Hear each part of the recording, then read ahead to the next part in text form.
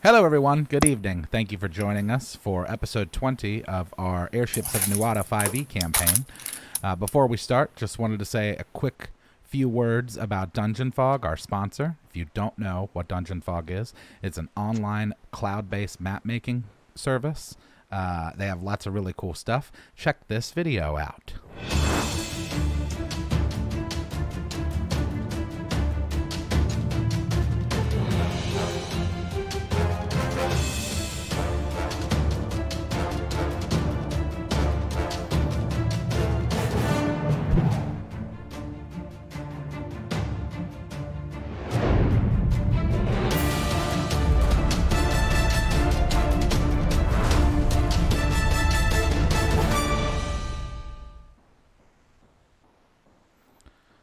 So, as you can see, lots of really cool stuff there. They add assets every month. They're always adding cool new stuff. So go to dungeonfog.com and check it out. You can create a free account just to see what's in there. You won't be disappointed. And if you decide to purchase an annual membership, you can go to dungeonfog.com/manshorts and get 10% off said annual membership. So without any further ado, I'm going to pass things over to Ethan, our faithful DM, who will bring us up to speed on where we have been and where we're going. All right, thanks for that, Chaz. Hey, everyone. Welcome to another week of Airships of Nuada. So last week we had a bit of a change of genre. We went to playing a rom-com here for quite a bit. Everyone got filled up on their dragon items. So Thorntooth now has a snare xylophone combo going on. As well as Ignatius, and also they filled up the kind of dragon suits that they're going to have. I think did y'all say y'all wanted different colors, correct? Like, who was it? It was Were we going a Power Rangers direction with it, or were we trying to be like the Speed Racer crew? And we can do whatever we want with it, yeah. Because I got did I go back and get that? You haven't yet. You had dropped it off. Around this time, it should be ready. You would presume, but you haven't picked it up yet. But I also just told them to make it into like flat sheets, yeah. Yes, but they asked if you wanted it colored, like the sheets themselves colored. While you can tailor it all yourself, you don't really know how to dye things. Or do you not? You also don't have access to dye. And you said surprised that you with the color. Oh, there you go. That's true, I did. Okay, cool. So that sounds like it's up to you, DM. Okay. So yeah, we've got all the dragon things going on. Are the same guys that run the dye shop as ADD as the guys that run the weapon shop? Because our clothes are going to come out looking wild. Yeah, not as ADD as the people that run the weapons shop. They're kind of normal on the those guys. level of ADD. I thought you were going to say they as ADD as Studebaker. Oh yeah, maybe that too. So while all this was going on, and Villy was having a very nice breakfast with the innkeeper Lorena and detailing his accounts of how he saved Barry the whale. Sarunan, Willa, and Studebaker went up top to make sure that Barry stayed with them still, as he kept trying to escape and go to his pod. And while Studebaker was playing for Barry, Sarunan's brooch kind of left a message saying that Valifor was getting a distress beacon from Arcadia, stating that there was a very large force making their way to that city. And that's where we left off last week.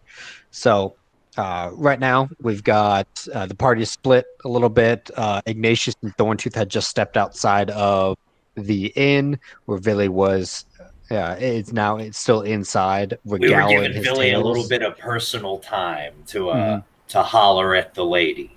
So we didn't really touch on what Ignatius and Thorntooth were doing while that was going on. What were y'all two doing after y'all stepped outside of the inn? I have no idea. I think they were just pulling us back, right? Because you were pulling me back because I'm dumb. Oh, yeah, I dragged him out of there so that we could give him alone time, but I didn't really have much of a battle plan after that because it was like 9:45. Well, if we're gonna make suits, if we're gonna make team suits, then we're gonna need everybody to go get fitted. Yes. Oh yeah. Well, are you doing the fitting, Studebaker, or are you going to have the tailors do the fitting? Well, I'm not a tailor. So You're a cobbler. So you're definitely doing the fitting then. Yeah, he's Well, I'll take the measurements. in charge of shoes. But yeah, that's where I'm headed. I'm just gonna say to Willa and Runan, well, I'm gonna go check on the dragon leather and see if I can make myself some suit of some sort. Well, sounds good to me. Okay. And this is Runan.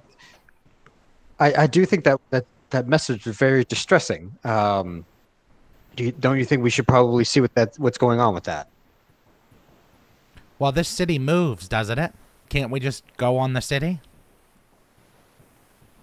A very astute observation, Studebaker. Yes, I believe now that Willa has the townspeople's ears, she might be able to convince them to head there now. Hey, everybody! Hey, everybody! We need your help! Are you okay with following us? Let me see if they heard you of the din of work happening. How good is their collective perception? Pretty good. So your voice carries on the wind, like painting with all the colors of the wind in Pocahontas with the wind swirling around everything. Cool. So your voice is basically doing that, going with the flow of the wind, and the entire city somehow hears you as you're shouting that. And you hear like an uproarious cry. They're not really sure what you need help with, but they just remember the last time that you talked to them and mentioned going to this city, Valafor. They heard, do a job that's probably going to be pretty easy for an entire town, get paid a bunch of money from a royal lord. So they're just, they heard your voice say, all right, let's go. We need your help to Valafor. And they all just kind of start cheering. Hey, Thorntooth, did you hear Willa's voice magically appear? We should go find her. Yeah, let's go figure out what's going on, man. All right, cool. There's our story, Ethan. So y'all get up to we were playing hacky sack, so who has the higher dex score? Let's see. Almost assuredly Thorntooth, without me having looked at my character sheet tonight. This is a 2. Hey, who drives this bus? Is there a location of mine's who 1. controls the direction and location of this city? So it's as you're thinking that yeah, Somebody's got mind control. One guy on the back on a bicycle. Yeah. Well, they trade off. They do like 5-hour shifts.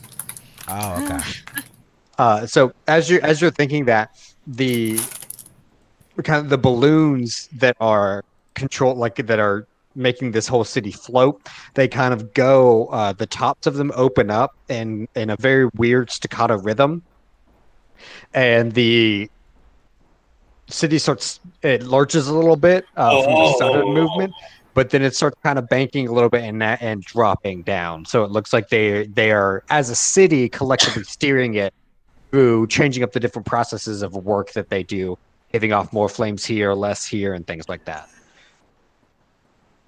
Out of character, I would like to abandon going after all of these titans and just hang out with these dope gnomes. Maybe we can make that as like your part of your epilogue. Cool.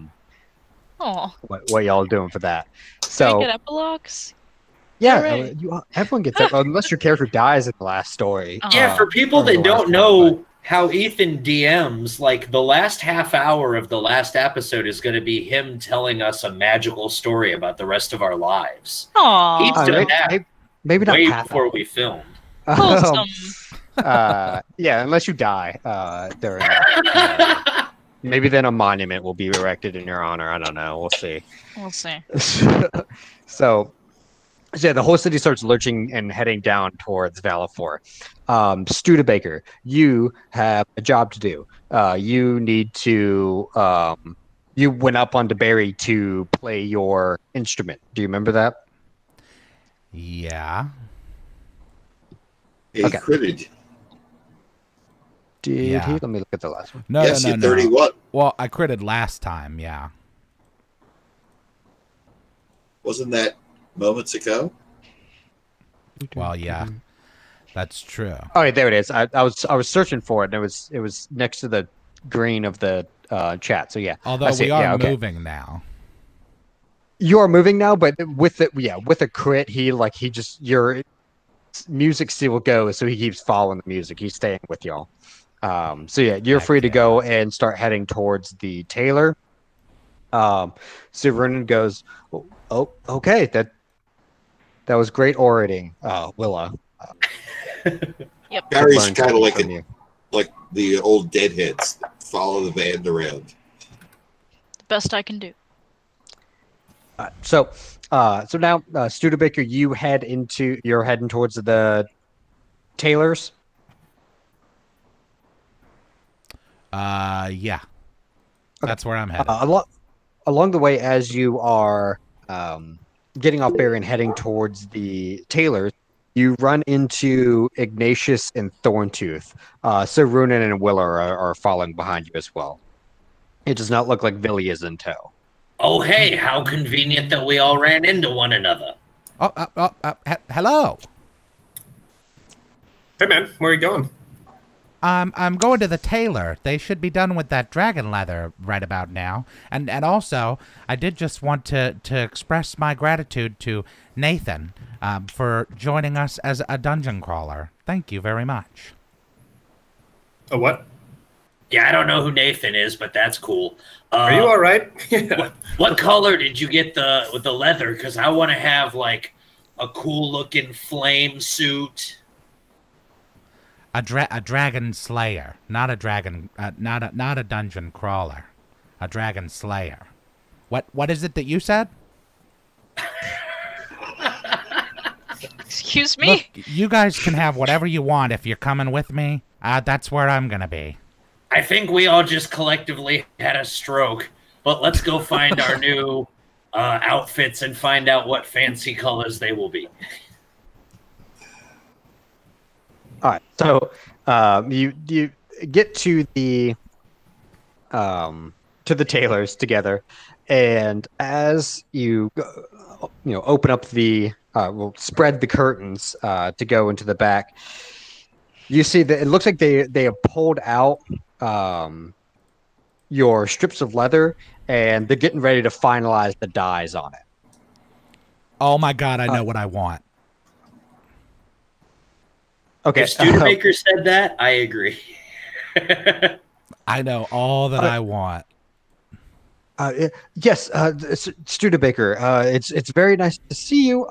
We're just finishing up. You said you know what you wanted. Do we need to change anything? Well, that depends on what you've done. So it looks like they have tanned the hide, and they're going through getting the initial washes of dye, like the primer on it, so it sheens really nice and really sticks to the leather. But it doesn't really look like they put any finalizing colors on it yet. Oh, well, that's good. So I know what I want, but what do you? I want to make some stuff out of that for my friends here. Okay. Yes, we do take recommendations on any colors you'd like, especially for someone that's a friend of Studebaker. I, Mr. sir, Peppercorn. am going to take your recommendation, but I would like it to go well with this. And I do a big fancy flourish of my cloak that has flames on it that I got like episode 4 and promptly forgot the hell about. I would like something mine. of a flamey variety. I would like mine to look like John Travolta's jumper in Saturday Night Fever. So Half of those words were a strange foreign tongue. it's Only an half? epic. Oh, it's an epic tale. Oh, the epic tale of Jonathan Travolta. He learns how Yeah. to dance the disco. Yeah, like the Iliad and like Saturday Night Fever. Just the epic. The entire movie's got a fever. So But he never once seeks medical attention. It's strange. That sounds like a very hardy person. Okay. And he kind of turns around to one of the other gnomes that's on break, waves him over. Do you think you could get more information of this Jonathan Travel from Thorntooth and his fever lasting all night, and what more designs he might want on his dragon leather? Thank you. Yes, it would look like this. And I show him this picture from my. What is that device? You conjure a magical messaging device with a What is picture. that portal to another world full of aerosol hairsprays and polyester? That's my homeland. Oh God. All right, so I got Ignatius Thorntooth. Runan asks for something purple, a little green, maybe. It seems like he's trying not to be too demanding now, as if he's now kind of realizing and becoming self-aware of how he just kind of assumes and tells people where to go. He's being a little bit more reserved now.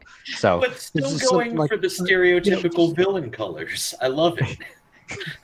It's just something purple, maybe with a little green. If that's fine with your time, just worry about them first.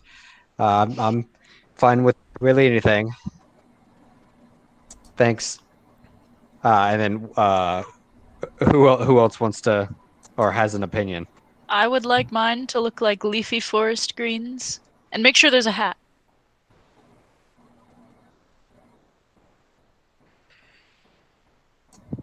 All right, so forest greens for Willa.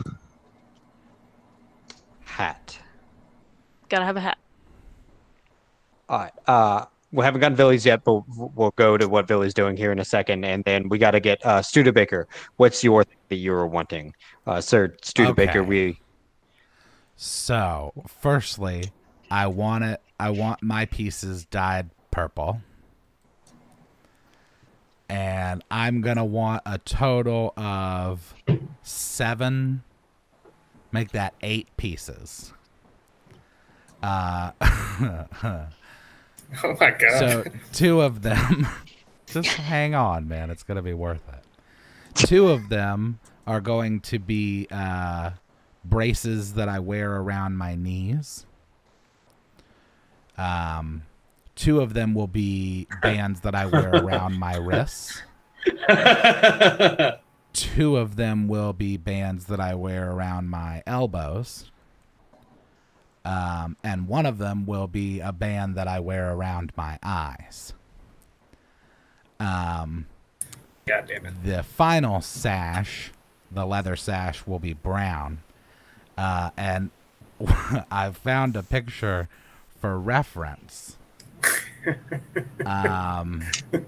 If you can just take a look. Where is everybody getting these magical mirrors? And why don't I have one? So this is what it'll need to be, please. Oh my God. Yes, Donatello. Yeah. You know him? I've heard of his mastery of the bow staff. Yeah. I heard he's So- a dork. That's what I want. When can we expect it to be ready? Well, the dyeing will usually take a couple of hours. For intricate designs, is this maybe another hour? Thank you, Studebaker, for gracing us and giving us a real challenge and a masterpiece to make for you. I'd say 3 hours, at least. Yes, 3 hours. Oh, that's nothing. That's great. Wonderful. Yeah. That'll be done before we even get to Valafor. That's cool. Though You're looking now stylish. I feel like my red outfit might make me cool but rude.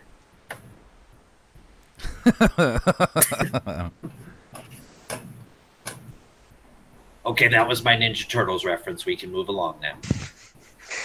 All right. Pizza, Venus de Milo. I don't know.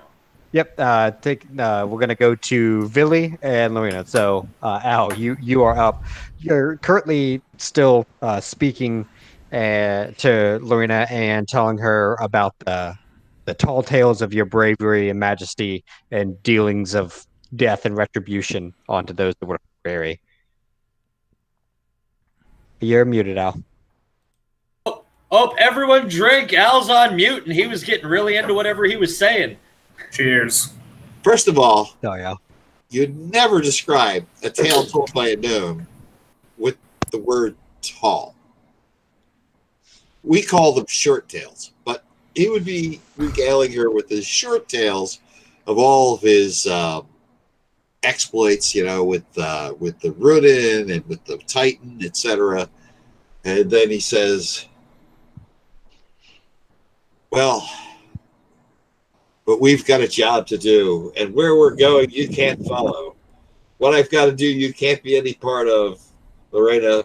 But I'm no good at being noble. It doesn't take too much to see that the problems of two little people don't amount to a hill of beans in this crazy world. Someday you'll understand that. And he walks off and goes to the ship.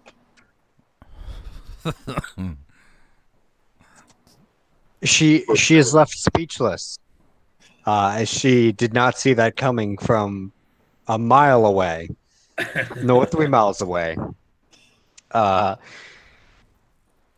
And she's just sitting there, kind of looking at her breakfast, and it happened so suddenly that she was still kind of in this daze, thinking about about your exploits and the tale that you weaved, before she realizes what the last parts of that tale was. And by then, when she snaps out of it, you're already out of the door, and heading to the ship. Now, one thing about that is that she is going where you're going. Oh, you don't know that yet, though, in character, that she is going where you're going also. So, well, it's going to make for some amusing scenes. yeah. So yeah, you start heading out towards the ship, and you notice everything's the gnome ship itself is drifting and like starting to head down. It's actually in kind of a steep dive right now, and that's drastic because all that you've ever seen of this gnome ship do is keep a nice kind of even, slow, level pace. It's banking and dipping so hard that your ship is actually kind of struggling at its bindings. It's not slipping out or anything like that, and the ropes aren't going to break. But it doesn't look like the ship's not easy. It's kind of bobbing and weaving everywhere.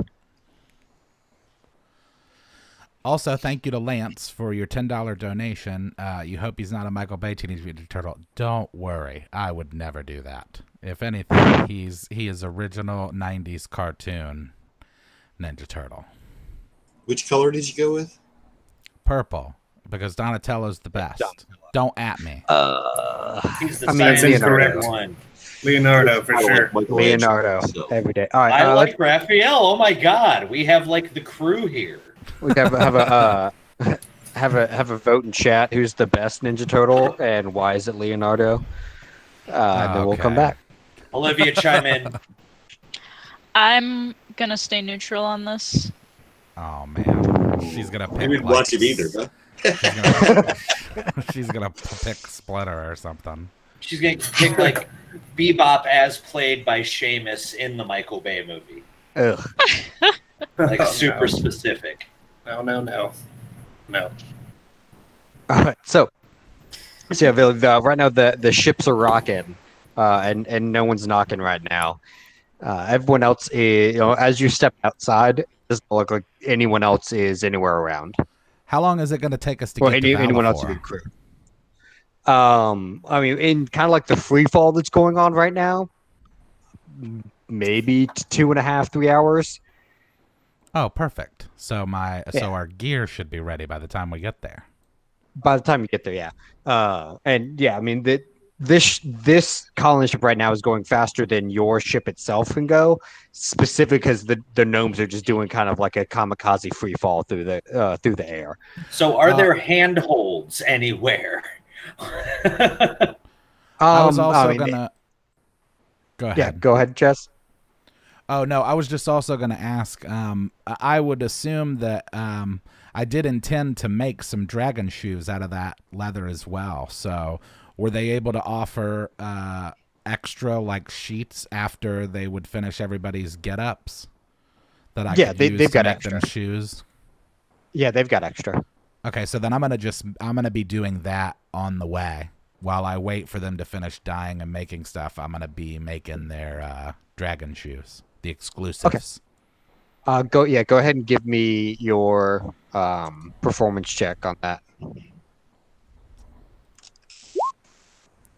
Oh. Okay, yeah, they're dope, shiny dragon leather shoes. But you're gonna spend some time. How many shoes are you making?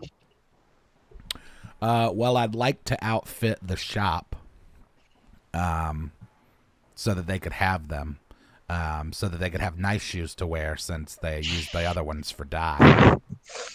And then also just like have a couple of extra pair just as like some exclusives that I can give away if need be. Okay, so yeah, it's going to take you about 2 hours to get all that done. So you're just kind of sitting in the corner of the tailor shop, making all the shoes. Yeah. Thorntooth, Ignatius, and Willow, what are y'all going to do for the couple hours? Guess I'm just going to practice my drumming. Billy is, when he gets to the ship, he's going to cross over to the ship holding a feather in his hand in case he needs to cast a sudden fly spell because of a sudden shift. Mm-hmm. When he's on the ship, he's going to check on the cannons, look at the sights on everything, and clean the cannons, make sure that the cannonballs are secured, the charges are secured, and then he's going to go down into his hammock and sleep. Okay.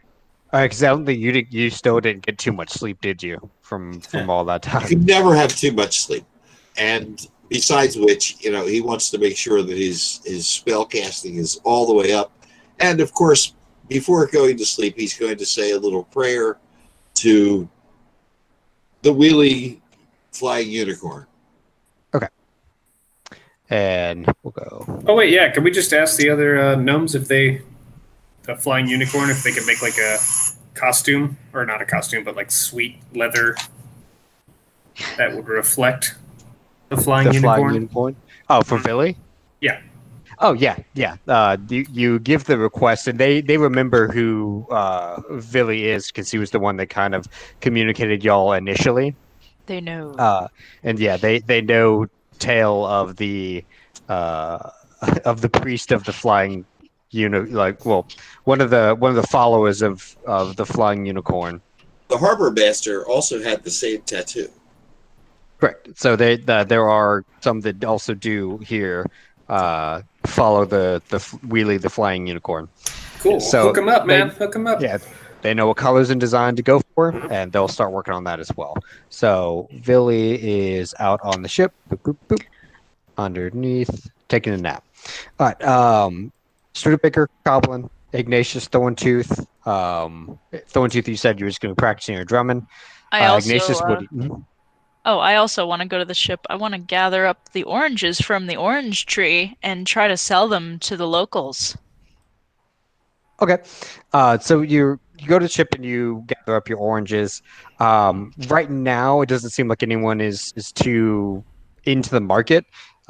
Most people are kind of working to be efficiently working and doing it in a way that the ship is still kind of in this free fall.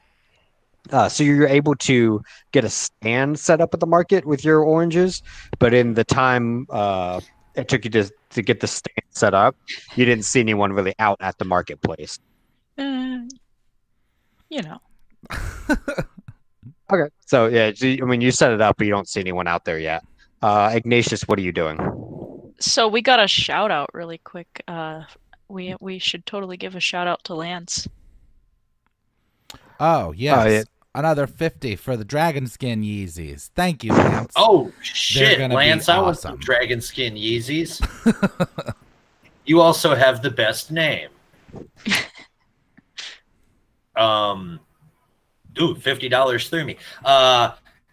Ignatius is not dealing with the falling through the sky as a method of travel well, and does not understand how the hell everybody else is just walking around doing stuff. So he's on all fours trying to find an indoor area to get to with somebody who looks like they know why the city is falling, and nobody seems to be reacting to it. What is happening? Hello, Ignatius, our good friend. How are you? Oh, of course, are you this is trying the to- closest doorway that I could have crawled into. Another one pops up. Are you? He kind of pops from the side of the of the counter. Are you trying to be more like us? Well, No. isn't that flattering? He's come down to our height. Well, I don't think that hammer's going to help him too much if he's way down there. Maybe we should. Guys, are we gonna die? I have to Oh, ask well- you that right now because it genuinely feels like we're falling and nobody seems to be panicking except for me. Well, I guess if you really think about it, everyone's dying eventually. I mean, humans and their short lifespans. Yeah, well, I'm a gnomes have dwarf. short lifespans also. Well, yes, of course. A little touchy, this one. I don't remember him being very touchy, but I don't know. Maybe it's the new. Is there a reason that we're perspective. falling out of the sky, guys? Oh, yeah. I'm well, so scared. it seems that we're heading to another city. I heard Valifera. No, it was Baleful. No, it was what was I don't even remember what the name of that city was. But anyways, we're heading down to another level. So Wait, so quickest this way is- down oh and my- all. This is controlled. Oh yeah. This is like stabilized falling. I can't even get to my feet without feeling like I want to yak.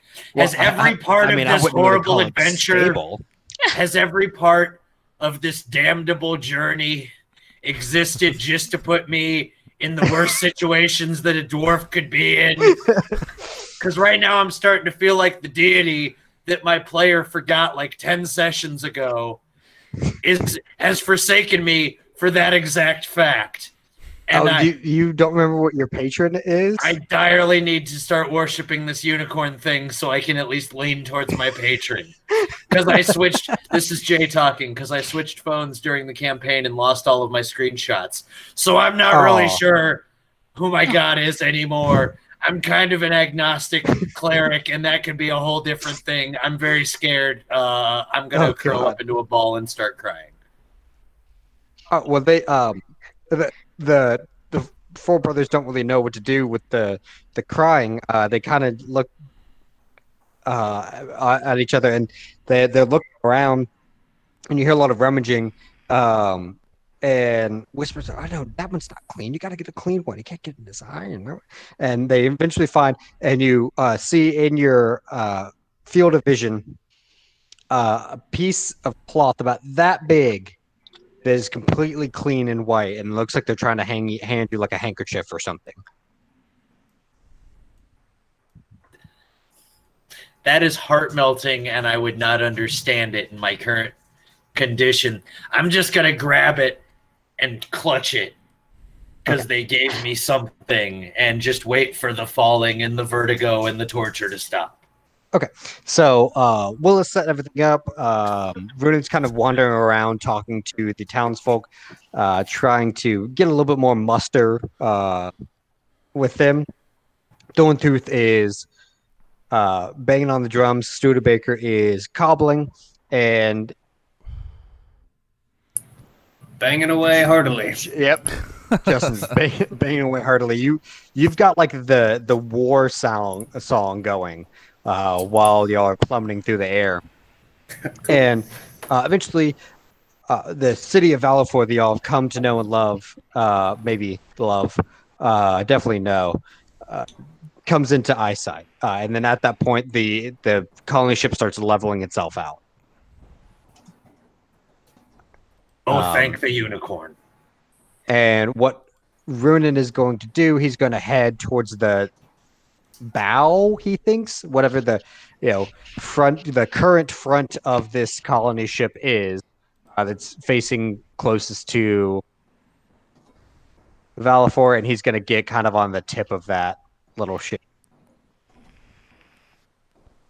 Hey, Villy's name isn't there. Isn't where? Yeah, that's true. I can't see Villy's name. Was Villy taken over? Is Villy a changeling? Is that a thing in this universe?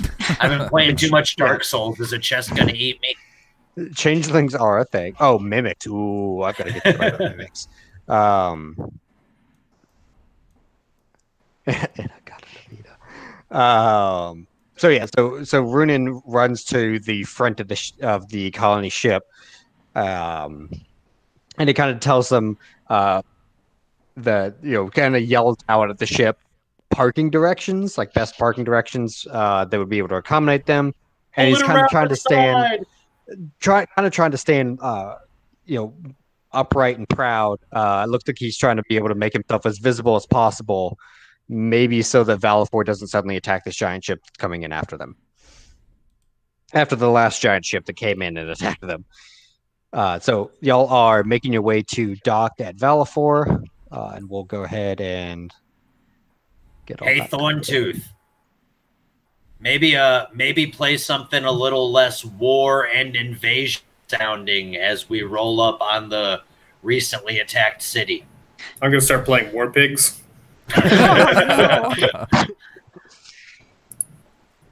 Well, that'll reignite the fire that was already there with the drive-by revolution. Oh, it was so long ago. All right, so we're gonna put y'all base. Oh, yellow, not that spread out. Sorry. Also, while Ethan sets that up, thank you again, Nathan, for your $2 donation and the light washes over Iggy. Test plus U equals better dwarf. Oh, thank you, my lord, who I still do not have the name of. It was like the 5e gnome god of, or dwarf goddess of love. I remember that. Someone in chat do research for me so I can remember her. Come on. If this were 3 it would just be Carl you want Glittergold. to become a worshiper of the Wheelie Unicorn God. I actually do. I'm kind of into the unicorn god. There we go.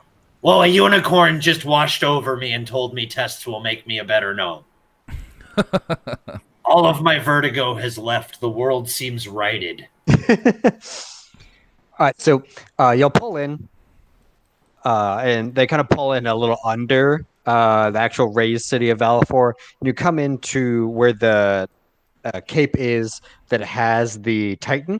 It looks like they, as y'all are coming in, it looks like actually the dismantling process is not going on anymore. It doesn't look like they have taken a whole lot of pieces more than what y'all remember seeing. Actually, if when you really look at it, it looks like that has less pieces taken off than when it had when y'all left. You notice even Runin is looking a little confused at this fact because he figured, stripping the metal to make armaments and defenses for the city. And now it looks like it's even a little bit more put together than it was last. So he steps off a little miffed. And other than that, it does look like that this is a city getting ready to go to a war. I mean, there are elven warships that have been gathered together, and looks like they are working like a fine old machine, getting the ships ready and prepped. They have people all over the decks, and a cargo line going that looks like it's loading up. You see cannonballs, powder. You see ration. There's weapons, all like crates of weapons being loaded in. This is a war force. It's getting ready. So can I whisper to Runin, like, hey, who did you put in charge while you were gone? Well, God. there was a lot of them. Oh, gosh.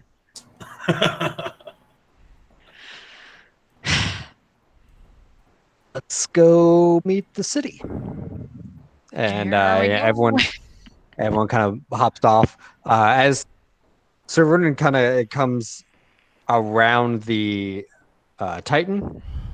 Yeah, I mean, it actually looks like you can see fresh weld and the city. As y'all are getting off the city colony, you feel like a buzz in the air, and eventually you realize that that's the power vacuum that Runan left behind.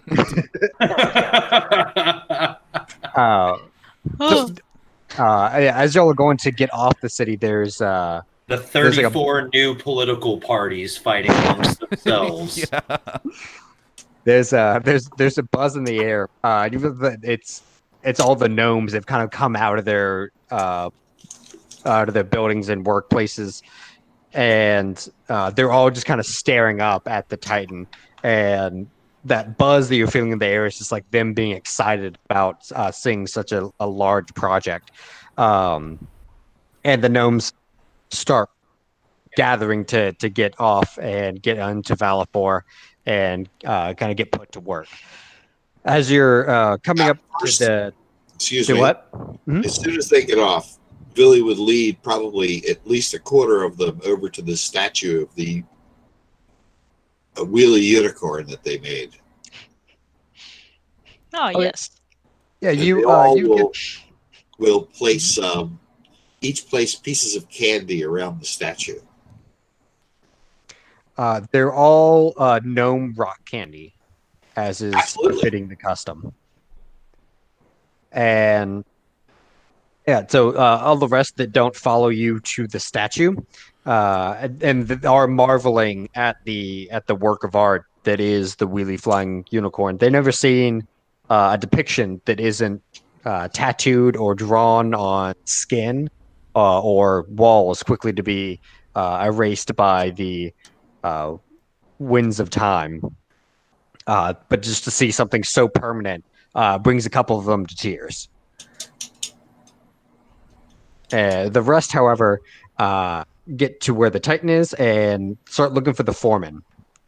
They find the foreman where y'all had left him. Looks like he's still kind of supervising the deconstruction of the Titan, and he's a little unsettled at the sight of so many gnomes kind of rushing up to him, and so eager to work.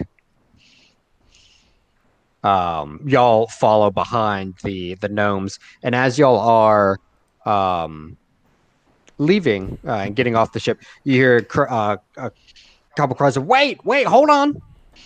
And you turn behind you, and you see that your dragon suits have been finished and tailored. Hooray! Oh, to your yes. liking. Studebaker's suiting up, bro. Yeah. I just rip off my old clothes in front of God and country and just put on my new ones. Thorntooth, your suit is around the body, very tight, but as it comes down the arms, it flares out a little bit. It is in a pristine ivory white color, except for the top, where the neck is. Where the neck is coming up into not like a full helm, but it just kind of covers the neck, and it kind of flares out a little bit. It looks like they have taken like darkness from the night and put it into this leather. It is the blackest black you've ever seen, and it seems like it doesn't even like fade from the white. It's like where the black starts, it's like light just gets sucked into it. It was like that Vanta white or black. Vanta black, yeah. Yeah. Hell yeah. Hell yeah. And then I feel like we're gonna get like an anime pose at the end with all 5 of us. Ignatius, you get you get a suit that is a bit more form fitting. It doesn't kind of flare out like Thorntooth does. But it does, however, it is a full body dragon skin suit, and around the elbows, so that you can move a little bit better. It's actually got like corrugated, not corrugated, yeah, like corrugated bits of leather, so that it expands with your movements, and it's a bit easier to swing your hammer. Oh, I like that. It's not going to chafe when I give a good swing. Mm-hmm. And starting from the bottom and going up, Now we hear. Sorry. Going up the body of the suit is a flame of decreasing heat color. So it starts like white at the bottom, then goes blue, and then comes up to orange, and then red, and then yellow up at the top. Oh, it's so gaudy. I love it. Look at this! Look at this rainbow of eye-hurting colors. It's my favorite thing ever. Thank you so much. Runin, they present a piece that is like the same cut as yours, Thorntooth, except it actually has more padding on his forearms. It looks like they've hardened the leather there a little bit, so that it adds a little bit more to his kind of. He doesn't really have a shield, but he just kind of goes in with the 2-weapon fighting style, so it gives a little bit more protection along the body. And the entirety of it is a light green, except for the pads themselves around his forearms. Those are a deep purple.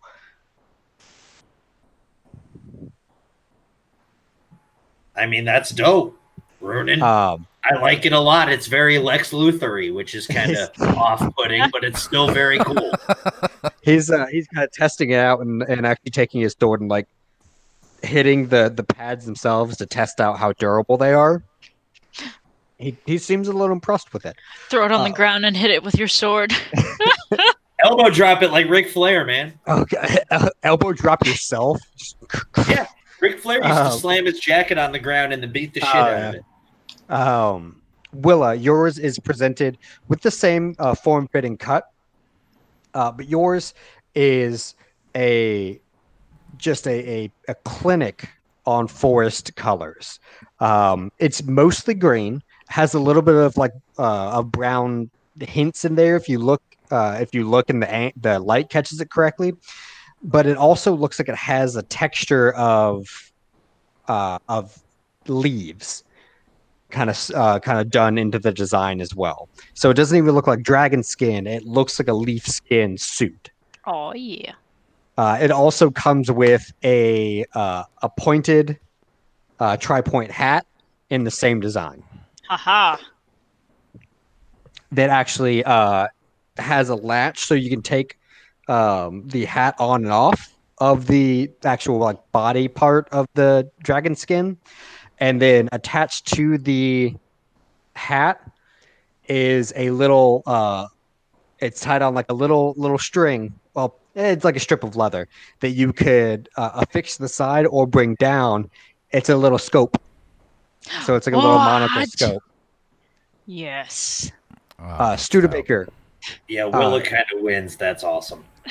Studebaker, you are presented with what they just look like strips of leather. The gnomes that come up to you, they're like, I'm sorry, we couldn't do better for you to match the work we did on your companions, but your challenge was too great. We couldn't figure out how to zhuzh up strips of leather. And for his point, those strips of leather that you asked for are probably going to be the best made strips of leather you've ever seen. The color is impeccable. If you took a spectroscope to it, if those existed, or spectrometer, if those existed back then,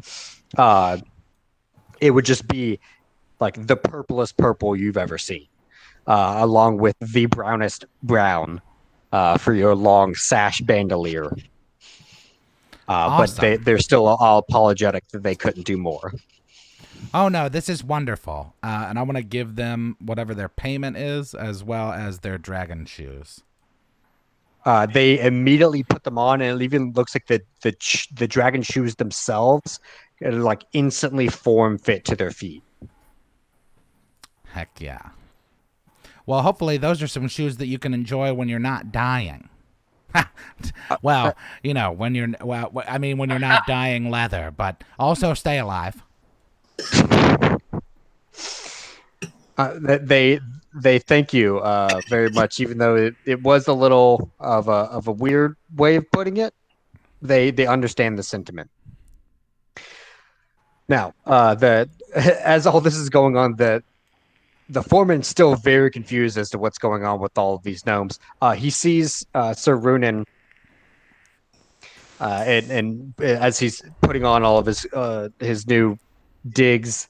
And Is everybody just stripping in public right now? Like, come on, guys, can we do this somewhere else? I went to a private place because I have some dwarven. I'm shy. Yeah, I have some morals. I'm gonna go somewhere else real quick. I just put my stuff on. Yeah, I'm standing there. Yeah, I mean, yeah. You normally just wear a shell, right? Yeah. He does. I don't really thought have he any had like a clothes. robe over it. Oh no. Okay, so you're just like, it's like you look even more naked, like when someone just puts on like one piece of jewelry or like a leg band or something, it makes them look even more naked. Like Donald Duck. Yeah. Yeah, exactly. You should just bare shirt it like Winnie the Pooh. That's pretty much what I'm doing. I just have like bands around my naked body. So yeah, as everyone's putting everything on, Billy, you show up, and the gnome tailors give you your dress, which is they kind of modeled after the clothes that you already had on, because they weren't really sure what else to really do for you since you weren't really there to give instruction, and they just assumed that gnomes are people that like their same, everything kind of the same, very very routine. So they assumed you would like that. Gnomes wear clothes according to their job, Mm-hmm. and so as a wizard, I wear You would just keep the wizard clothes. wizard clothes. But the new clothes, I would hope, would have rainbows and unicorns on them So instead of stars. as was instructed by your companions to model it after the motif of Wheelie the Flying Unicorn, it is a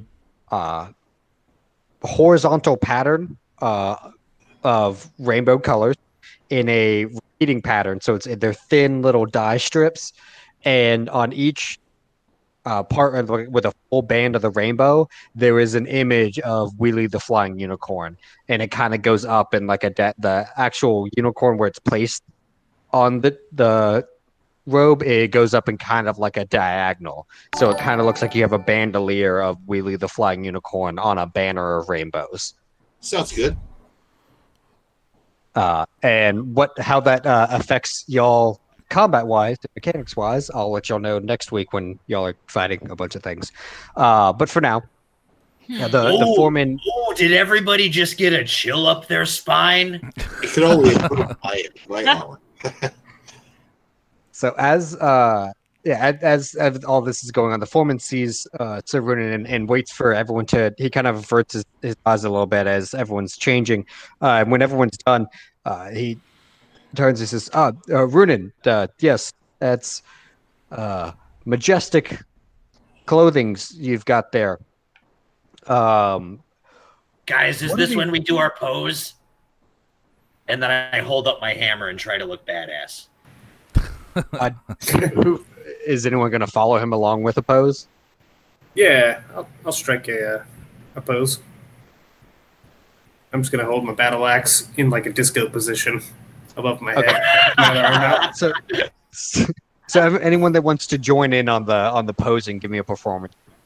Hell yeah, we haven't rolled this whole session barely. All right, I can do this. I've been waiting to perform. Oh, Billy poses by just going up and standing stiffly by them.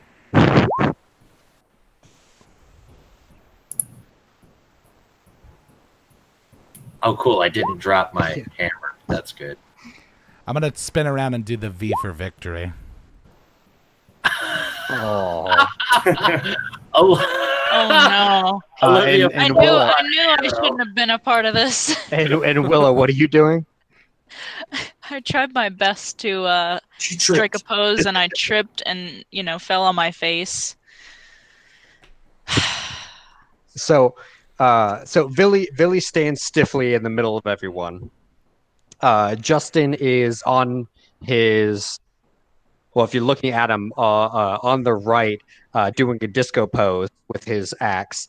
Ignatius is on the other side, holding his hammer aloft, and kind of in front of Villy is Studebaker that does a spin in the V for victory pose, and then Olivia, what did you attempt to do?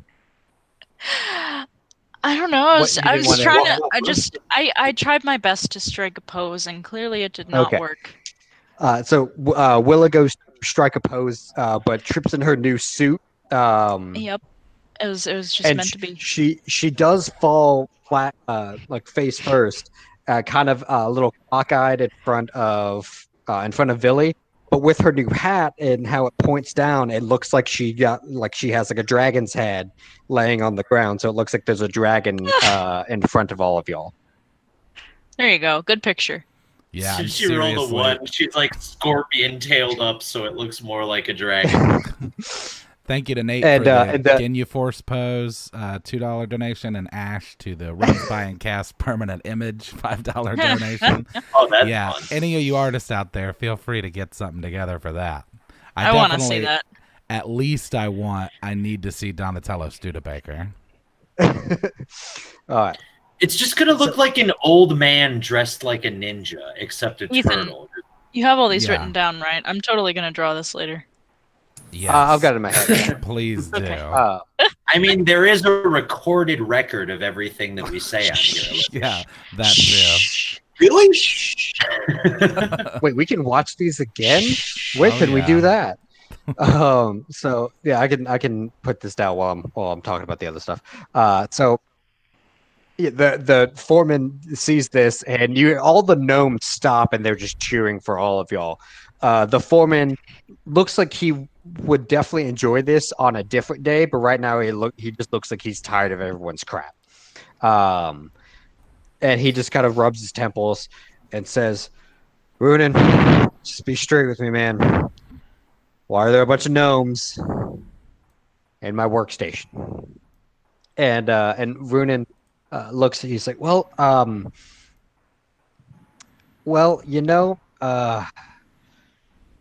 we kind of recruited them. Well, Willa," and he points to the dragon that's now sitting on laying on the ground. Recruited them to come and assist with the demolition, but it looks like you're not demolitioning anymore. What's going on with that? And the foreman looks at all of y'all, and you can finally see the tiredness in his eyes. He says, "Yep, that's what I thought also." But then, call from upstairs, which used to be you, but now I don't know. Things are still a little weird. Call from the upstairs said that big war battle thing going on. Arcadia needs help. Put this thing back together. We don't have time to demolish it all together. Maybe we could. I don't know. Maybe they're thinking we can use this as a weapon. However, all of my mechanics and That seems like a bad idea. well, maybe they think we can control it. I don't know. The good news is, even with the weeks that we've been at it, with mechanics and all the best sorcerers and the city's best sorcerers, they can't figure out how the thing works. We know there's magic in it. We know it's mechanical, but never powered the thing on. Never found out how to power the thing on. So, I don't know. Maybe they think it'll just be a good scare tactic. But they Well, want us to put it back together. I did I mean, it is shoot really a hole. scary. It killed our friend. Shoot a hole in the radioactive goo. So that might be a reason why it's not working anymore. It's missing the orb thing. We don't really have any radioactive goo or anything around here to power it. No, it's the Don't orb. you? Let's see. What is? Oh yeah, I keep forgetting the Thorntooth. You're like of average intelligence. Somehow. He's that dude who scams people by acting like he's an idiot. So, are we saying that it's possible that something here might have been transformed from the norm by the nuclear goop? Well, I mean, I don't really know what happened down there with the radioactive goop and stuff. I've been at this thing for months. Take it off, put it back on, figure out how it works. Doesn't work, keep working at it. Hey, did you guys Sir, I find need a out any vacation. secrets about the ooze? Do what? Are there any secrets of the ooze? None that my wizards could discern of. I mean, it's ooze. No one's eaten it. No one's tried to eat it yet, but I don't really know if I'm you on want it. to do that. No.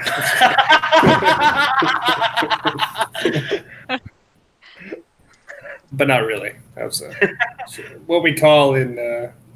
It's a joke. It was a joke. Thorntooth, right. I've never heard you tell one of those before. Good job, buddy. All right, man. back up. So, wait, what's attacking Arcadia? Who is attacking Arcadia? Depression. Yeah, Real lack slow. of leadership. Oh no, that's Valivor. Oh. So, we look. All I've been told is we got to get up to we got to get up to back to Valifor. We must go back. We got to get up to Arcadia.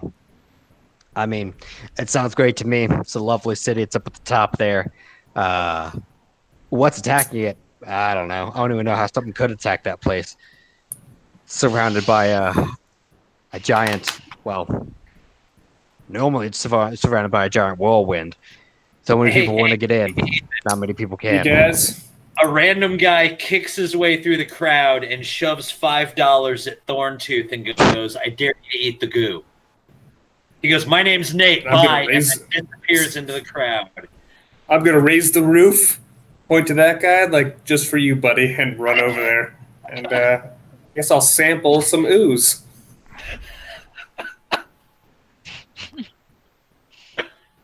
Are See we if he gonna gets Now, I me. don't want to start a precedent of the chat trying to murder us. It's fine. Only just do it to me. Thorntooth doesn't care. Nobody in the chat would be evil. So, yeah, you head to the bins of ooze that they had been collecting. So they've been siphoning out the ooze out of the Titan as well, part of the deconstruction. They wanted to siphon it safely instead of just breaking open the glass and having radiation leak everywhere. As you get close to the ooze,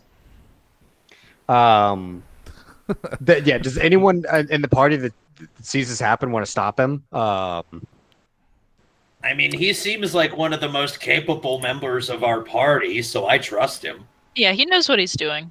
What? I mean, His name is forward Hello? progress. Have you met Thorntooth? What kind of save am I rolling here, Ethan?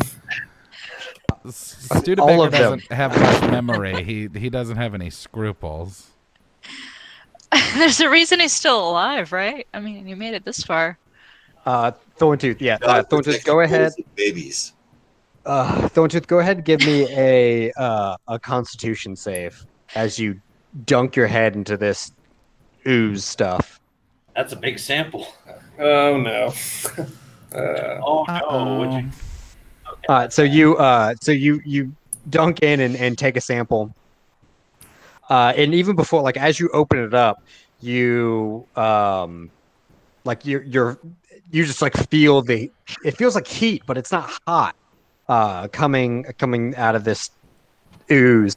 But then you reach down, and as your hand is still like kind of burning as you dunk it in to take a sample, you still slink it back, and instantly your whole body starts shaking, and you slump unconscious. Thorntooth is out. Oh man. Oh no. And now I'm going to run over there and be concerned as I'm explaining to the YouTube chat that every campaign I've ever played with Justin dies. he's died in. So, oh my God, Thorntooth, I thought you knew what you were doing. And I start checking all of his vitals, and I'll roll a medicine check. You know, Justin does have a habit of doing that, doesn't he? I like to push Literally. the envelope. What was the My favorite one was when he was a drug dealer in Oh. a D20 Modern campaign, and he died off of his own supply. That was hilarious. my favorite one was the Cowboy Bebop one that we did, where y'all were like fighting the transmorphed scientist, and he had like the sword, and he jumped down the shaft of the Oh, yeah. of the ship. Man, Like I have died 300 so much. So these are all the visions that Thorntooth is having in his head.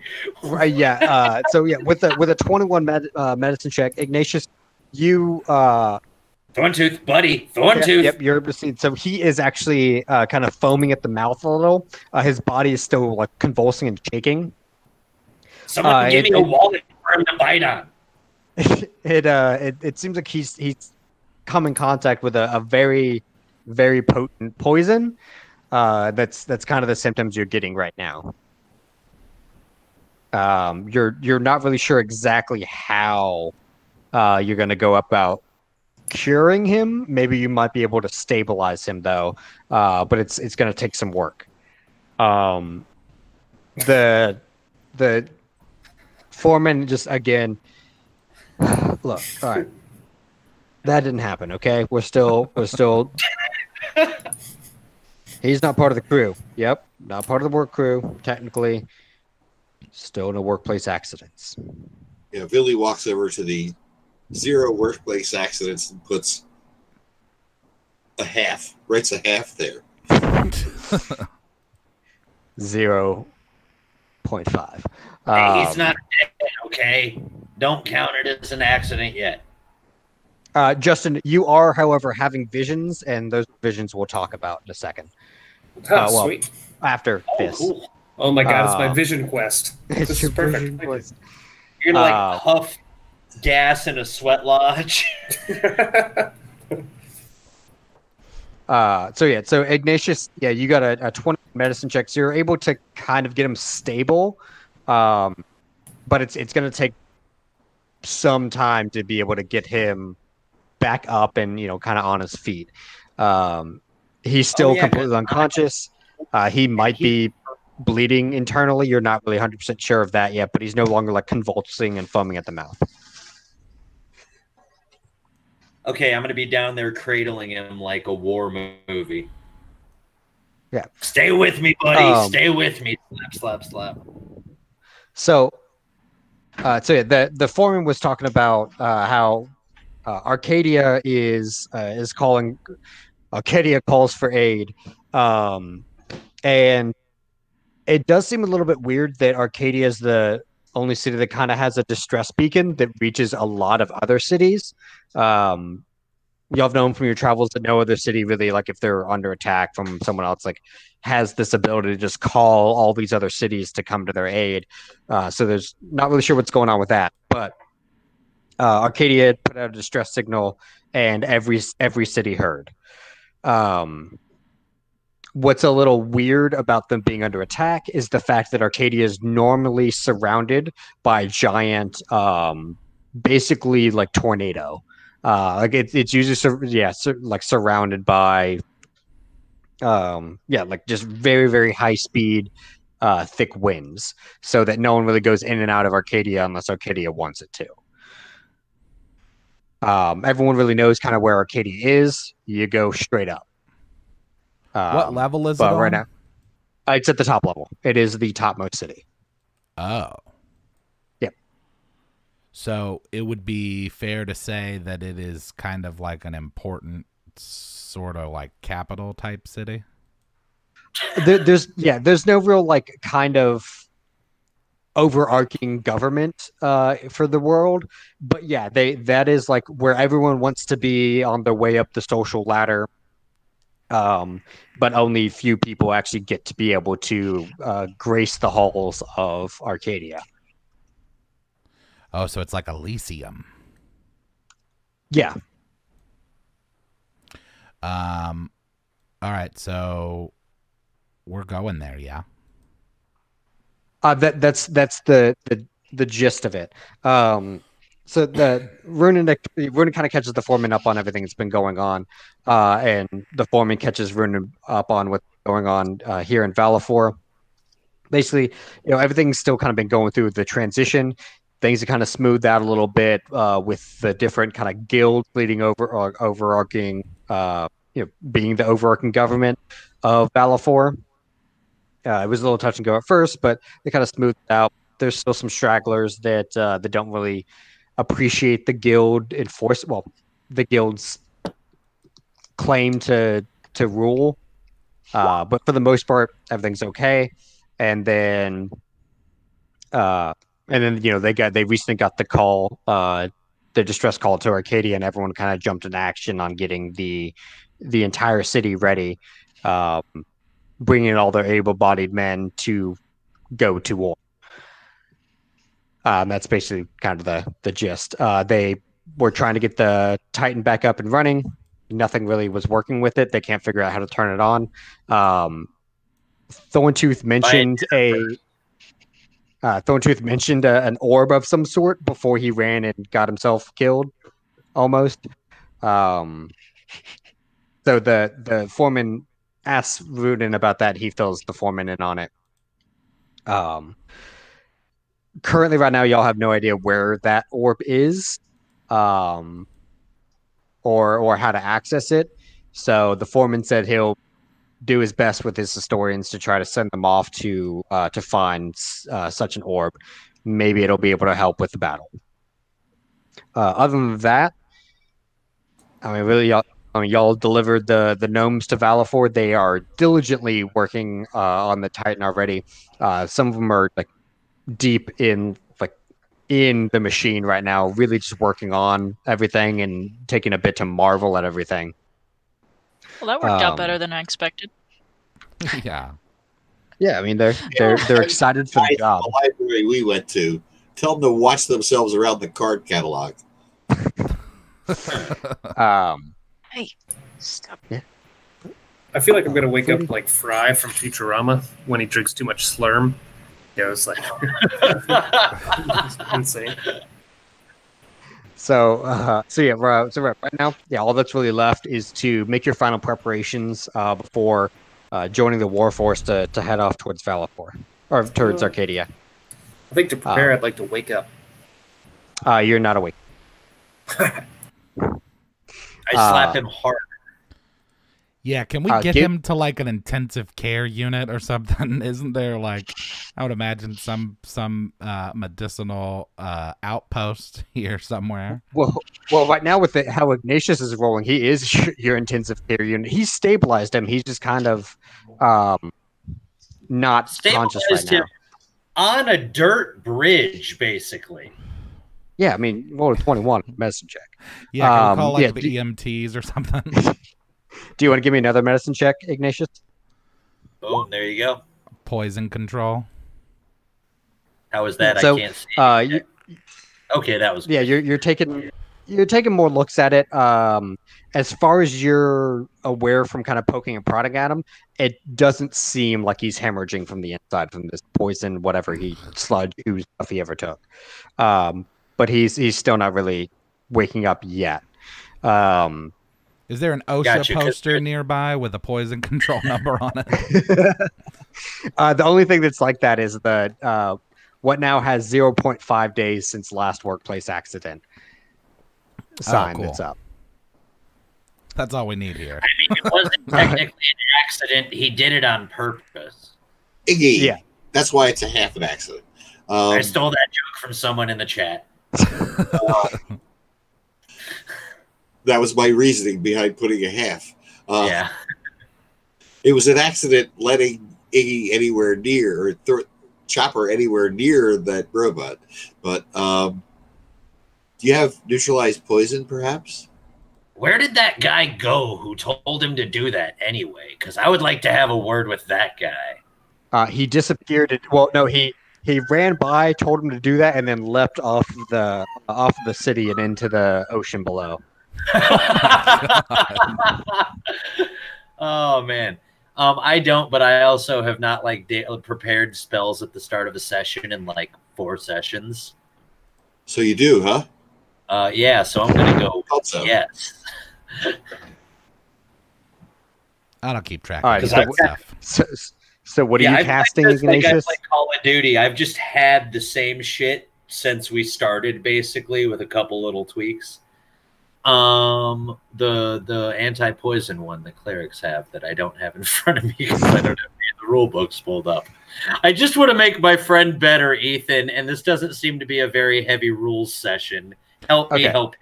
Yeah, you would hope that the cleric or the druid would have like cure poison. I know I have so a spell that I can prepare. I just do not have it prepared on the list that I currently have up.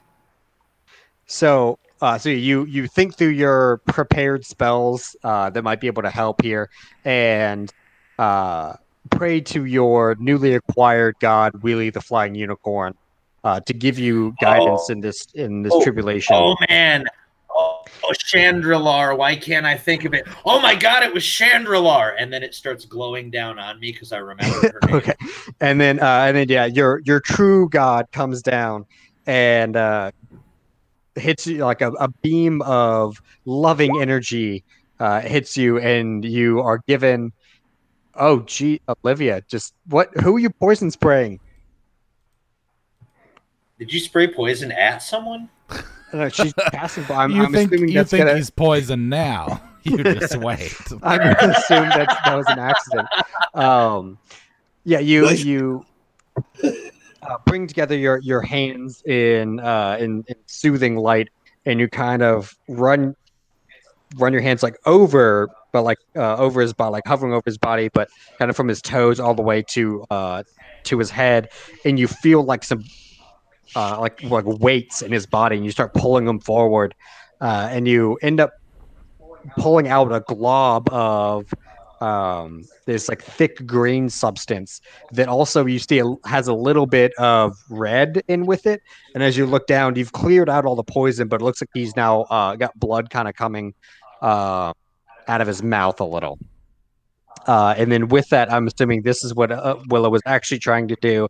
Willa comes running in with a hand and smacks Thorntooth right on the face with the cure wounds, and the blood pulls back into his mouth, and Thorntooth wakes up, still coughing, still a little trippy. So you see Thorntooth, you're kind of seeing things sharper than what they normally are, and in much brighter colors than normally. But you're awake. Yeah, I'll give a Ric Flair woo, and then do that like sweet like back somersault thing onto my feet. Nice. Give me an acrobatics check with disadvantage. And just let me do it. I'm just kidding. I think it's just athletics in this. I like that Olivia heals like a battle medic, where she has like a healing bitch slap. Acrobatics or athletics? Oh, there is an acrobatics. Yeah, that'd be acrobatics. First she bases them, then she heals them. Oh no! I did not mean that. So you're able to do kind of like you're going for a backflip? No, you know, like where you like kind of lean back on your neck area and then kick up onto your feet. Yeah. I don't know what that's called. It's a kip up. Yeah. Kip up? Yep. Yeah, that's what it's called. Why isn't it called a kick up? You're using your feet. No, kip. K-I-P. Yeah, I know. K-I-P up. Why? Why is it KIP? Because when you do it, you go kip. Oh, okay. Perfect. Got it. Yeah, that's fine enough that you can. It's sloppily done. You kind of like wave your arms around a little bit to get all the way up, but you get up. Okay. Well, I'm yeah, and so yeah, we'll talk about where your Vision Quest trip was later. Okay. But yeah, for right now, you kind of missed everything after you dunked your head into radioactive sludge. What are we doing, guys? What's going on here? I I think we're thank going to the goodness. Arcadia place. Okay. How's my hit points looking, Ethan? Not great. Okay. We'll go with that. You're not great. Barely alive, we'll say. That's I'll go ahead and pretty much go back the to sleep. state of- that's the Same as constant always. state of Thorntooth Rest, is big barely boy. alive. Rest. And I stroke his hair as he goes back to sleep. Whoa. So yeah, for final preparations, because Runin is also getting ready to head to Arcadia. Also, you notice in all this time of running around and getting filled in on the what's going on here in Valifor and saving Thorntooth, you turn and you start heading back to your ship and the colony ship, and you realize Barry is not there. No. No. What? Yeah, Barry's not No. there. He can't just leave. What? He didn't even say goodbye. When did he leave? No, he went to find his pod. But he didn't say goodbye. There was no closure, Ethan. And he also has an orb, so there's just an orb out there that, Yeah. on a whale that's already been attacked for the orb. Yep. All Oh, right. well, it's probably going to Arcadia because he was being drawn up Yeah, drawn up. to his pod. So I imagine that his pod. I'm going to guess that as a twist, he's going to be attacking Arcadia. He better not.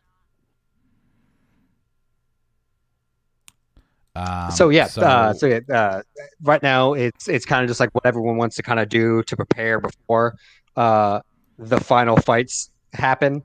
If you'd like to, settle anything, or do any kind of last things here in Valifor before we get into the end game.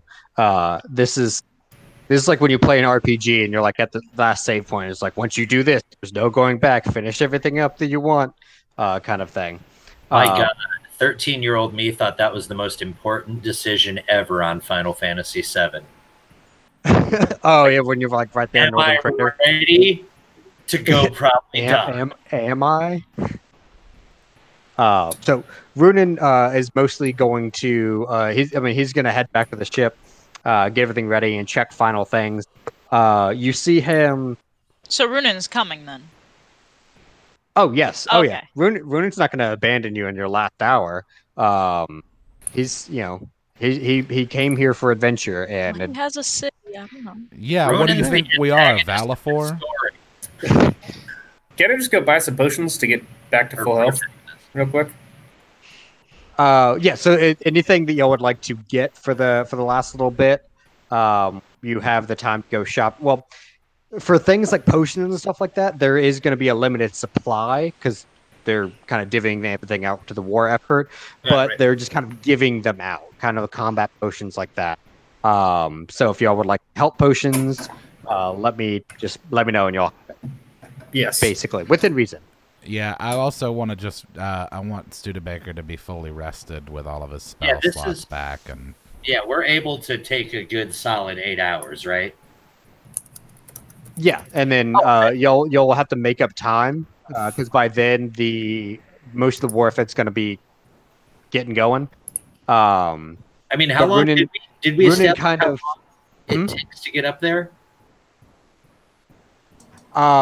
It takes quite a while. I mean, it's at the very, very top.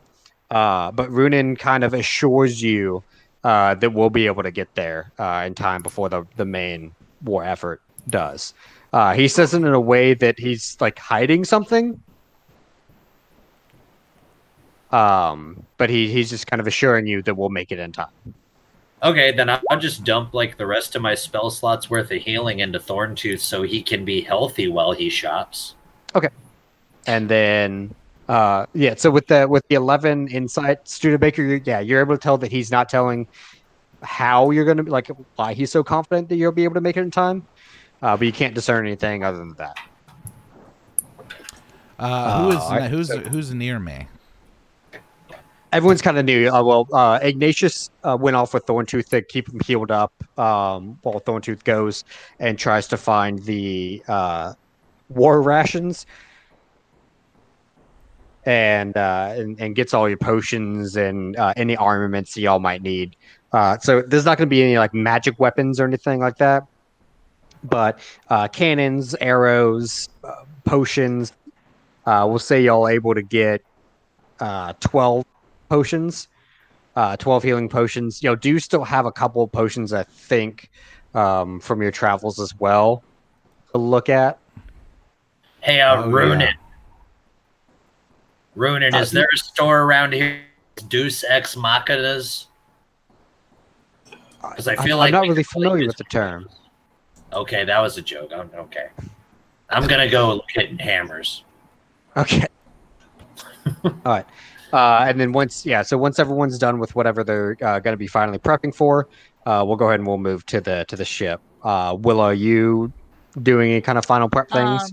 I'm going to request that a few of these gnomes help me plant some seeds. I want to do like orange trees and peach trees. One obviously in honor of Tantor and one in honor of the Tropicanon. So yeah, let's get some fields going here in this new town. Yeah. Okay. And you have some things that let you plant really, really well, right? Oh, I do. Oh yeah, I do actually. Sorry, I don't check Was Billy able to purchase my unit? I'm not for a change. Was Billy able to purchase a couple of healing potions? So they're basically being given out as part of the war effort. Everyone that's kind of going off are getting some. So in total, among all of y'all got 12 healing potions. There you go. Well, Billy put 2 on his sheet.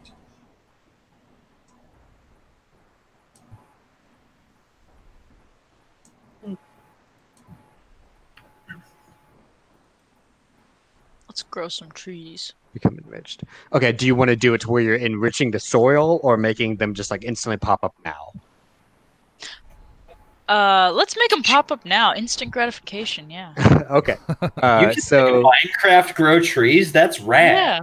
Yeah, all normal plants in a 100-foot radius centered on that point become thick and overgrown. So it's just like, cool. Or you can spend 8 hours and enrich the soil. So they'll, it'll take the normal time to grow, but all the plants would be better and more enriched. They yield twice as much food. True. Could I do both? So you're able. You'd have to cast it twice, and it'd take you a full 8 hours to do the second thing. While they're playing it, you're kind of just going. Okay. So you're able to put together actually like a full grove. About like 200 feet, like a 200-foot radius circle of grove. Now, not all of the grove is kind of fully bloomed and fully in bloom. There's a ring on the outside of orange and peach trees that are fully in bloom now, but there's a center. The center of the grove which is about 100-foot radius circle is the enriched soil. So they haven't sprouted yet or anything, but those oranges and peaches will yield a higher yield than the ones that are on the outside. Okay, thanks. You're welcome. So you spent your 8 hours doing that. Runin has been spending his 8 hours on the ship, actually. And he's just been kind of like tinkering on the ship and getting ready for what he hopes is not his last battle, but his biggest one to date. And Ignatius is following Thorntooth. Studebaker and Billy, what are y'all doing before the end? I'm on the ship as well, just kind of resting, and because I'm assuming that's where I'll be traveling to Arcadia, is on our ship. I'd hope. So I'm just kind of hanging out, resting, snoozing, doing a snooze in the hammock. Doing a snooze. Okay. And Billy, you went to buy some things as well? Just a couple of potions of healing. That's about all I really need. Billy kind of travels light. Billy would not mind taking the ship up with some assistance and sighting all these cannons. We have 8 cannons. It would be nice to know what their aiming is. So you spend a little bit of time shopping, rest of the time kind of inspecting the new weaponry they all put onto the ship. And with so much diligent time spent looking at the cannons, sighting them in properly, you'll go ahead and write this on your sheet. If you fire the cannons, then Yes. you do so at an advantage, like on your attack roll. Okay. Anytime you go to do what? No, I'm talking to myself. Okay. Uh, So yeah, anytime you fire the cannons, or if you spend a couple hours instructing people on how to get it perfectly, anytime they fire the cannons as well, it would be at an advantage. yeah, I'll figure out at some point how to put that actually on my sheet, but it'll be fine. Well, Yeah, you we should get be able to some- just do it in notes. Maybe yeah. we can get some gnomes to be our cannons. I mean, Oh my God. Put the gnomes in the cannons and just have like No. little. You mean gnomes to be your cannoneers? Right at not as the ammunition, as the as the firers of said cannons. Also, since You I know, I realized, had- like, Who Go ahead. you shot out of cannons? We lost the job at the circus. They had to cancel it because they could never find another guy of his caliber. hey. Nice. Since everything I actually have to do before the battle is boring, like just coming up with spells that I want to have for battle, Ignatius, is there any body of water on Valifor? You're looking at the map, right? I mean, it's the whole outside. Is there one that's like a big lake in the middle? No. There's no like body of water other than like the water that the whole city is suspended over. Okay. Wait a minute, weren't we in that water?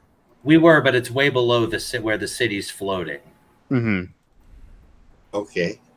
Okay, then Iggy's just going to go sit by the edge and stare off into the water. I was going to do some kind of teaching myself how to not be scared of water thing to hype myself up. But Well, I'll it's- just it's come not up that with whatever far. spells. I don't think it's that far up, is it? It's only like 15 or 30 feet because that's Tantor jumped into the water and then climbed up onto the castle, or unless Yeah. there's You know different levels. You know what, throughout. sir? I'm scared of heights and water, and I don't appreciate you downplaying that 35 to 40 feet.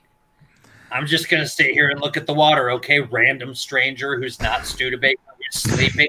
Walk on. So even like sitting over the edge and staring at the water, I mean, you sit there for quite a few hours, and you become a little more accustomed to the height and the water itself, and you realize that really the height itself isn't really all that scary. It's just kind of a state of being.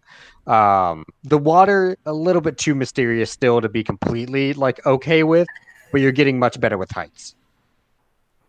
Okay.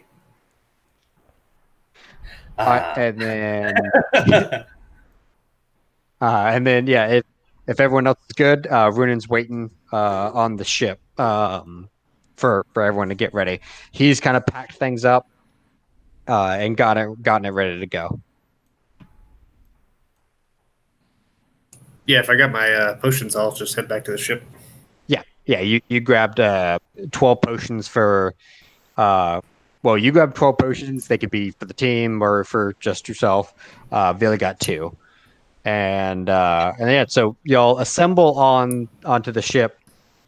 And Oh, it do we have looks, a name that we can yell before assemble, guys? No? Okay. no team name. That weird ringtone sound my phone. Ding dang doong ding dong doong. Assemble. Well, the good thing is now, like Thorntooth could actually probably play that on his drum xylophone combination. There you go. Just Oh, yeah. ask I'll give- Thorntooth. Here, hang on. Let me give you a performance check. Gotta get back there. Here we go. Nope. Oh, it's It sounds like I'm playing it on a recorder. you realize a little bit that dragon skin drum is out of tune a little bit, and you kind of reach down and meddle with things a little bit, and then give it a couple of test taps, and it's back in tune, but the moment's gone. Okay. Yeah. So as you get back on the ship, do that.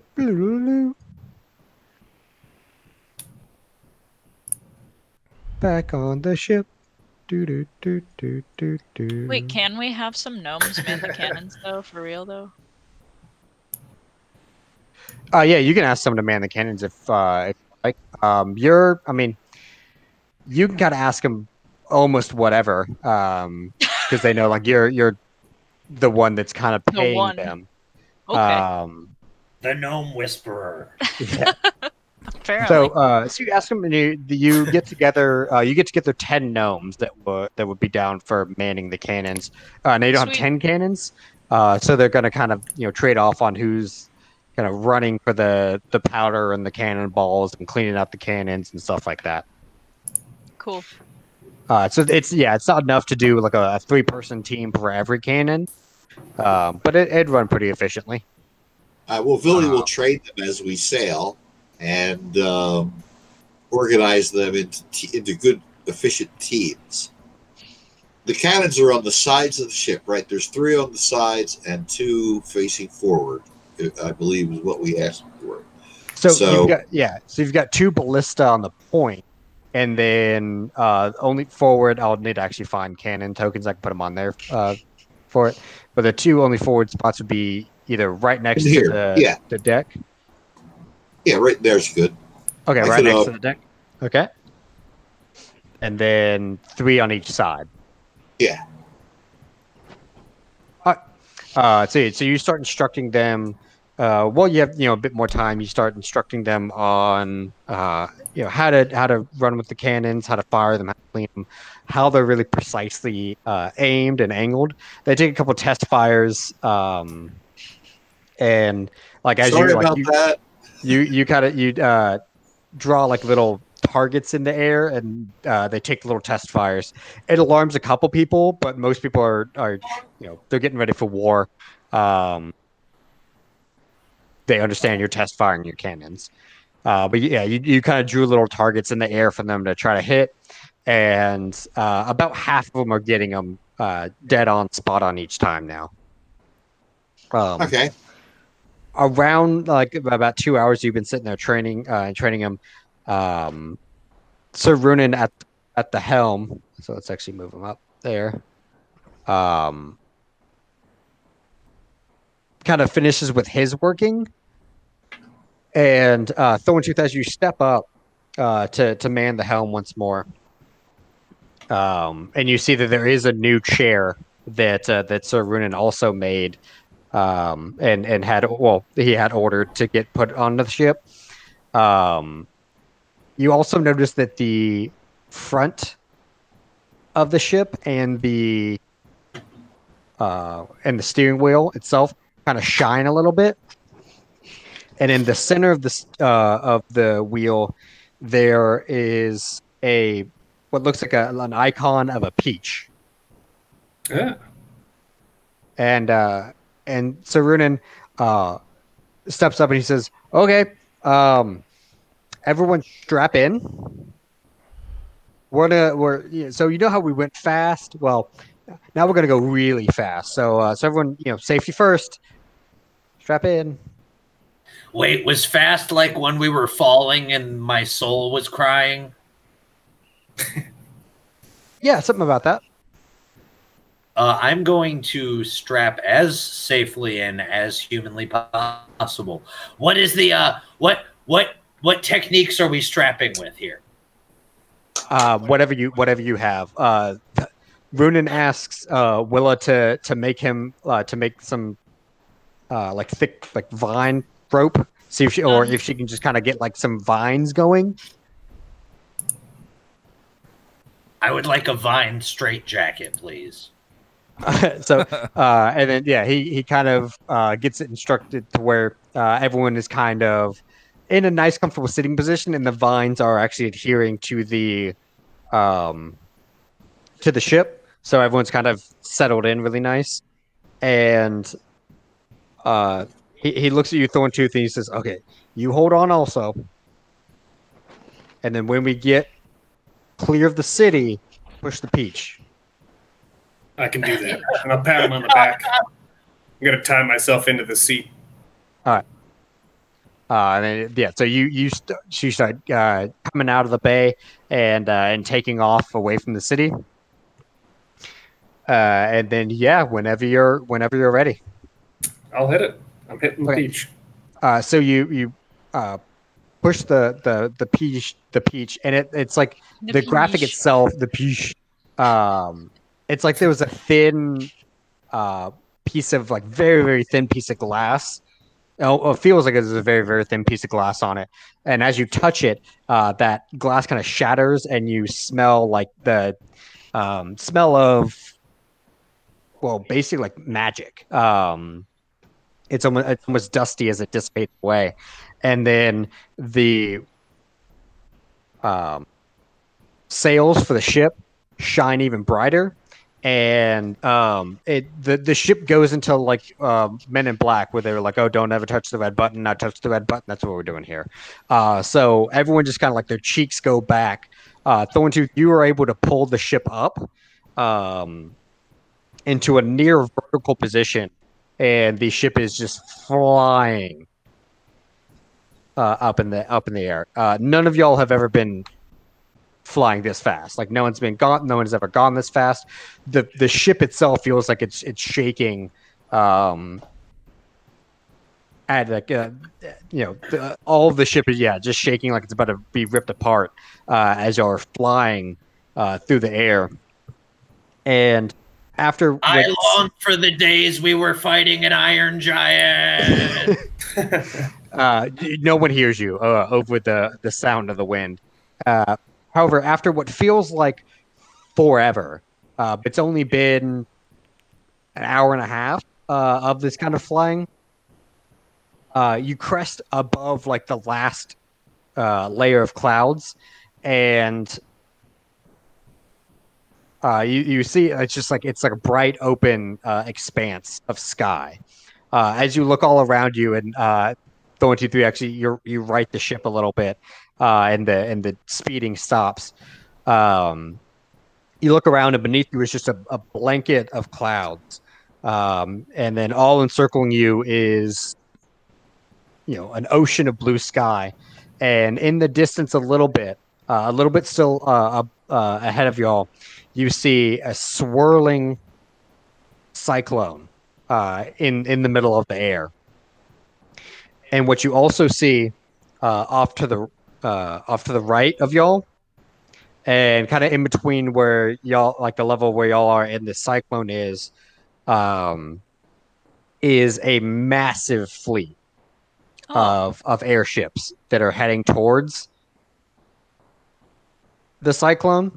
At the front of that massive armada of airships, you recognize the Leviathan ship that attacked Valifor so long ago.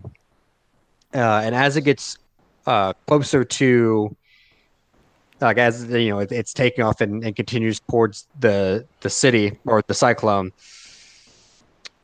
and in front of y'all,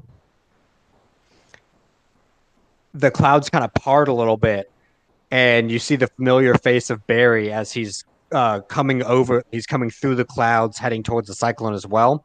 And Runan kind of breathes a sigh of relief a little bit. It's just good that Armada's here, but that cyclone's going to make it. They're not going to be able to get in at all. And as he finishes that sentence, everyone just kind of feels cold and a chill wave over them. And go ahead and everyone give me perception checks. Oh no. So wait, is Barry on their side? Wait, what's happening? Why is Barry there? All you saw is that Barry is breaking through the cloud, like that bottom cloud layer that's beneath y'all. And he's like a distance away in front of y'all, but he's like just breaking through the cloud layer. Whereas the Armada itself is to the right, and a bit higher than y'all, more like in between y'all and the cyclone. I think we're in big trouble. Billy rolled a 20 on perception. Usually, Billy's oblivious to everything around him. Yeah, Billy and Thorntooth see what's up. Clearly, I'm focused on Barry. So, Studebaker, Willa, and Ignatius, and also Runin. Only see the last bit of this, but Billy and Thorntooth are both able to peer in the distance, and you see coming from the front of the Leviathan ship is this like black miasma that's kind of just forming there, and then it looks like almost like beams come reaching out of that black miasma and head towards the cyclone. And this is where everyone else sees this part. It looks like these black tendrils reach out to the cyclone and just grab, and then just as soon as it pierces in to the cyclone, the whole thing just starts turning black. And eventually, once the whole cyclone is black, it fizzes away, and you're able to see the city of Arcadia. It looks like a shining. It's got like it's flat, like everything else is. All the other cities are. However, in the center, there's this spire that has beams coming out, almost like spokes of a bicycle wheel. But the spire itself that comes to the center looks like it's made out of pure emerald. And then all the rest of the city and the spire is gold, and there are just like all these like shining blue lakes everywhere as well.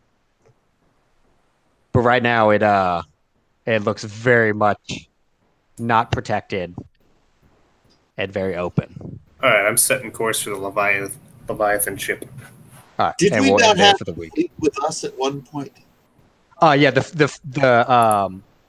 all you know right now is that the Valaforian fleet is coming behind you as well. Y'all beat them here, it seems. The foreman did say that other cities were being called as well, so you're assuming you might have some other backup other than just the Valaforian city. But right now, y'all are the first ones to get here, except for the Leviathan, that Armada, and Barry. Let's go. Let's do it. All right. And so as y'all charge off towards the Leviathan in an intercepting course, we'll go ahead and end there for the week. Billy has one thing to say as parting shot to his crew of his cannoneers. I expect every gnome to do his duty. Awesome. Inspiring.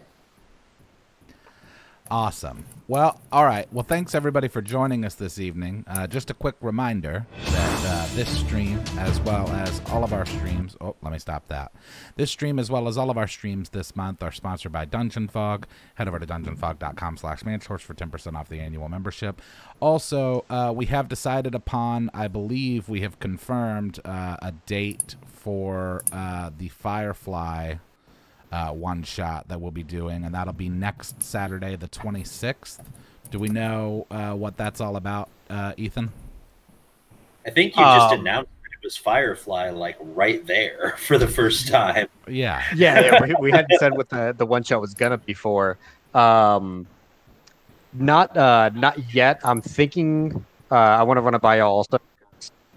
I mean, really like what we kind of want to play in and the air want to play in. I was thinking more like the like during the war that happened. Members, right? We're bad guys. Like we're gonna try to kill brown coats because that would be fun. Yeah, I mean if that's what y'all want to do, we can workshop that. But I was thinking something in the I was kidding. No one's reacting the Unification badly. Wars. Hey, we played a bad campaign once before also, so. But yeah, so I was thinking somewhere in the Unification Wars, doing something like that. Cool. Cool. Well, we'll keep you guys abreast of that on social media. Other than that, we'll be here next week for next Wednesday for the continuation of the Airships campaign. And then look for us on the 26th for the one-shot. That'll be Saturday at 8 p.m. Eastern as well. Thanks to everybody for coming to hang out, and we'll see you next time. Bye, guys. Bye.